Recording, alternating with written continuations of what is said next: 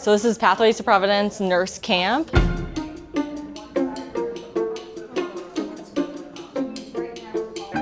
And this camp is a 5-day intensive experience where high school incoming juniors and seniors get to have a full experience into what nursing is. So have you guys heard that term before? They get to shadow every day one-on-one with nurses. Now start twisting. They get to do simulation labs and tours, and they get to learn all about everything it is to be a nurse.